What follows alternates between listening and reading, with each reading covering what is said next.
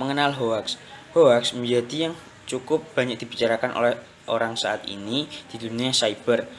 Penyebaran hoax melalui internet cukup masif dan cepat. Bahkan dalam sebuah penelitian disebutkan bahwa hoax menyebar lebih cepat dibandingkan berita yang benar. Berdasarkan Kamus Besar Bahasa Indonesia (KBBI), hoax didefinisikan sebagai berita bohong. Sementara Merriam-Webster mendefinisikan hoax sebagai suatu tindakan yang membuat sesuatu yang salah atau tindakan tidak masuk akal, dapat dipercaya atau diterima sebagai sesuatu yang benar. Atau dapat disimpulkan bahwa hoax adalah suatu berita atau informasi yang tidak benar yang dibuat seolah-olah benar sehingga dapat dipercaya oleh orang lain. Kata hoax sendiri diduga pertama kali mulai populer digunakan pada pertengahan hingga akhir abad ke-18. Berasal dari frasa hokus pokus yang merupakan istilah dalam dunia sulap menyulap. Pada tahun 2017, Masyarakat Telematika Indonesia melakukan survei terkait hoax di Indonesia. Dari hasil survei tersebut, dapat dilihat bahwa saluran penyebaran hoax paling besar berasal dari media sosial, serta aplikasi chatting jauh lebih tinggi dibandingkan media.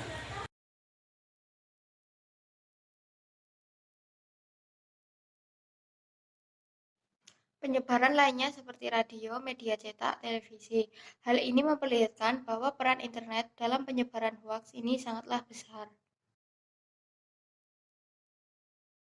Survei tersebut juga mengungkapkan bahwa intensitas penerimaan hoaks dari para responden tinggi adalah setiap harinya 44,3%. Hal ini merupakan sesuatu yang cukup mengkhawatirkan karena dapat disimpulkan bahwa hoaks di Indonesia tersebar cukup masif. Jenis-jenis hoaks. Hoaks dapat berbentuk tulisan, gambar, dan video.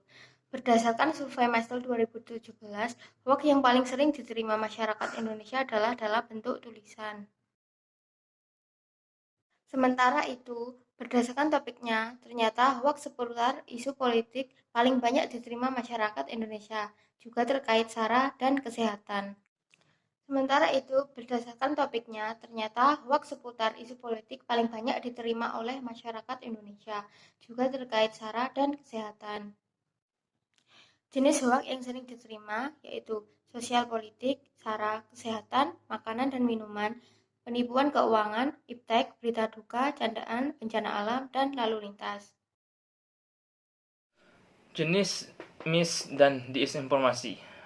Cleric Wardle dan First Draft, sebuah proyek di bidang literasi media, mengelompokkan berita bohong dalam 7 kategori. 1. Satir atau parodi. Informasi yang dibuat untuk menyampaikan sindiran terhadap suatu keadaan atau seseorang. Satir umumnya dibuat tanpa maksud untuk mengelabui orang yang melihatnya, karena hanya bersifat sindiran. Namun bagi yang tidak memahami dapat menganggapnya sebagai sebuah kebenaran atau terutama ketika menyampaikannya tidak secara jelas, bahwa itu sekedar satir. 2. Konten yang menyesatkan. Pengguna informasi yang sesat untuk membingkai sebuah isu, biasanya informasi ditampilkan dengan menghilangkan konteks untuk mengiring persepsi publik. 3. Konten tiruan. Informasi yang dibuat mirip dengan aslinya dengan tujuan untuk mengelabui publik seperti situs web dipalsukan agar pengunjungnya tertipu dan menganggap situs tersebut adalah situs asli. Konteks palsu. Konten yang baru 100% salah. Sengaja dirancang dan dibuat untuk mengelabui pembacanya. Pembuat konten palsu ini dapat dilatar belakangi oleh berbagai tujuan, baik keuntungan finansial, propaganda, maupun kepentingan politik, sehingga berpotensi menyesatkan bahkan membahayakan masyarakat. 5. Koneksi yang salah. Ketika judul, gambar, keterangan tidak mendukung konten sebenarnya, salah satu contohnya adalah metode clickbait, membuat judul atau gambar yang mengundang orang untuk mengklik tautan yang tersedia dengan bentuk yang provokatif atau menarik dan sensasional, padahal kontennya sendiri tidak seheboh judulnya.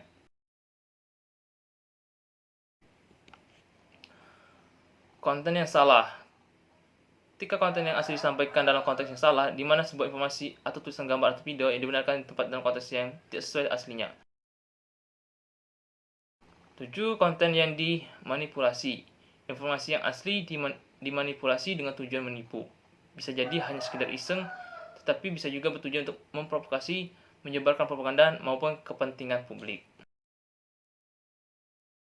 Perkenalkan, nama saya Katarina Suseno dengan NIM V02211037.